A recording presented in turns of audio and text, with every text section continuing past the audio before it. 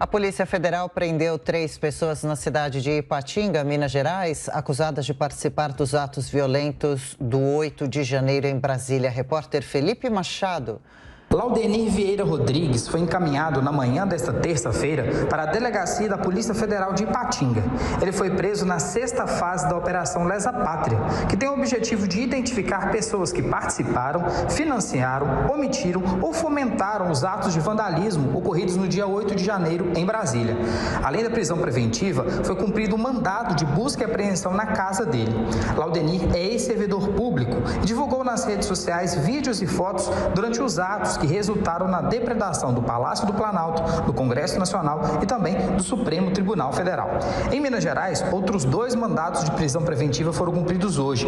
Clésio Ferreira, professor e candidato derrotado a prefeito de Ouro Preto, na região central de Minas Gerais, e Celso Teixeira de Jesus, de Governador Valadares, cidade que fica na região leste mineira.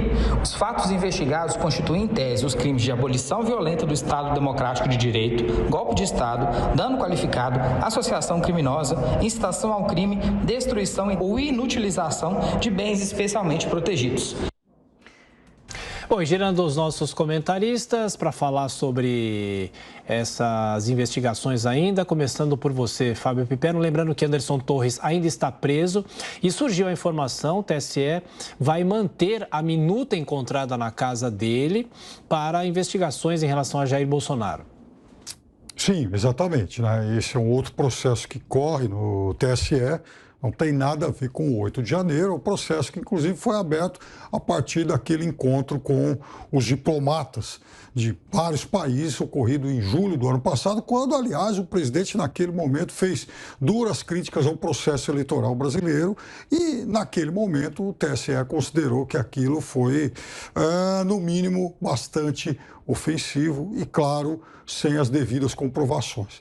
Então, agora, a questão dessa minuta é algo realmente intrigante, porque o Anderson Torres também não fala, ele não se pronunciou nos momentos em que foram convocados lá os depoimentos, né, dos quais ele deveria, ou pelo menos teria a oportunidade de se defender.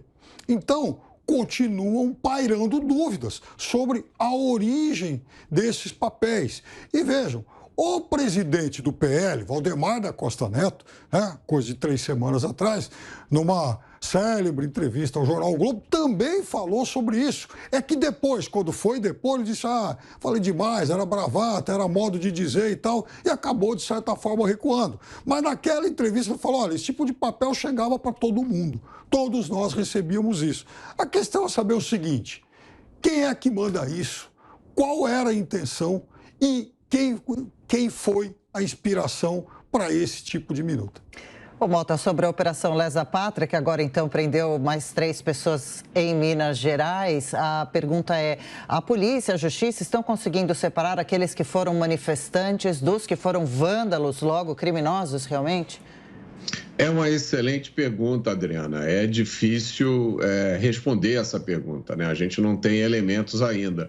O que causa espanto, estranheza, foi a prisão de quase 2.000 pessoas, né, em Brasília, inclusive crianças, mulheres, idosos, foram colocados num galpão. E aí a pergunta para a nossa reflexão é o seguinte, imagine se isso tivesse acontecido no Rio de Janeiro, se a polícia carioca tivesse prendido 2.000 pessoas, inclusive mulheres, crianças e idosos, tivesse colocado eles num galpão, o que teria acontecido, né? Então, se essas 2.000 pessoas realmente vandalizaram, participaram dos atos de depredação, o que não parece provável, né? Porque crianças pequenas, muitas mulheres, senhoras idosas, né? Então, é uma coisa completamente inusitada, sem precedentes, como é também inusitada a velocidade com a qual esse processo avança.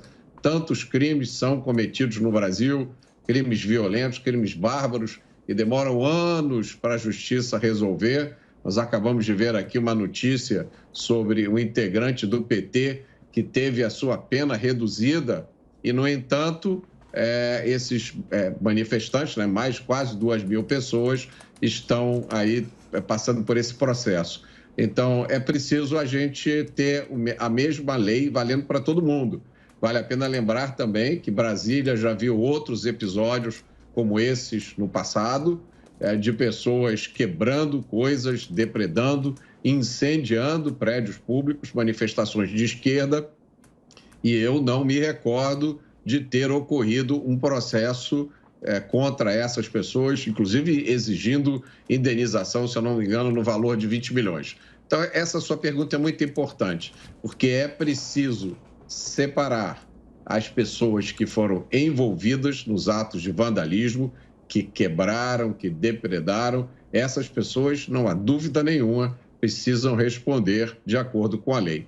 Agora, as pessoas que estavam lá simplesmente se manifestando, simplesmente acampadas, tem gente que não gosta disso, que acha ridículo se acampar na frente de uma instalação militar. Tudo bem, ser ridículo nesse país ainda não é crime. Se fosse, tinha muita gente que teria que ser presa.